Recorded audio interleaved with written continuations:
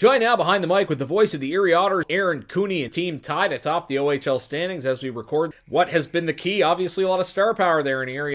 You go with the star power, that's the first thing you look at, the deals that were made, but another great start to the season for Erie. Everybody kind of had them counted out for the most part at the beginning of the year. With everybody you lost, you didn't think Dylan Strome was going to be back. You had some successful overagers, the Otters goaltending with losing Devin Williams after last season. But the key move, after everything they've done here in the last couple of weeks, bringing in Troy Timpano from the Sudbury Wolves back the week before training camp, leads the OHL in wins. He has been outstanding for the Otters. And then you look at what Alex DeBrincat and Taylor Raddysh have done at the start of the season without Dylan Strome to be two of the top three scorers in the league. They're all in with the addition of Dylan Strome coming back from Arizona. The moves made Anthony Cirelli, Warren Fogle, and a lot of guys have stepped up to performances that they've been capable of and even exceeded expectations on the season. A guy like Darren Raddysh, who leads the league in defenseman scoring. Wanted to ask about Strome because that's a story that kind of ties into what went on in Cape Breton. Pierre-Luc Dubois, the number 3 overall pick in his draft. Same with Strome. Gets a taste in the NHL with Arizona and then comes back. How was that adjustment for him? And was that kind of a tipping point in terms of thinking about what the Otters could do this year?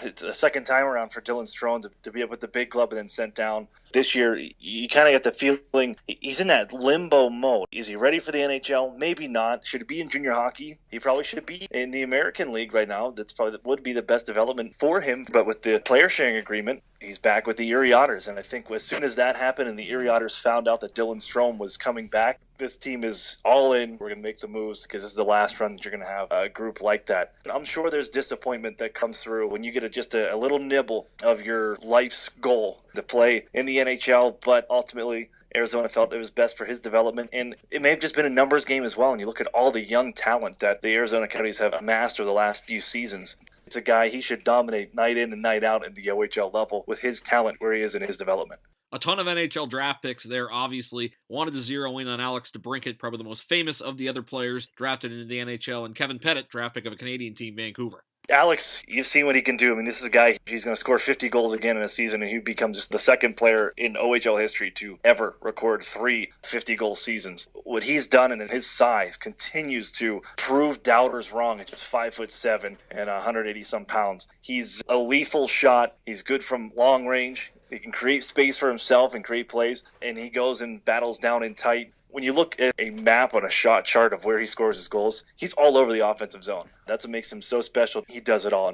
Kyle Pettit is the player you want on your team, the quintessential team guy, a wizard at the face-off dot, over 60% on the season. He's having a career year points-wise, 17 points on the power play, nearly half his points coming on the man advantage since Chris Knoblauch has popped him in there. With all the names that the Otters went out and got, he kind of fallen a little bit down the depth chart, but it just makes the Otters that much more lethal when he's your center on a third line. It's a pretty formidable group to go out and face. Lastly, I wanted to ask about the strength of the Otters franchise the last few years. Not necessarily one of the famous franchises you'd think of in the lines of Windsor, London, or Kitchener, but yet right there every year atop the league. What's been the key of the sustained success?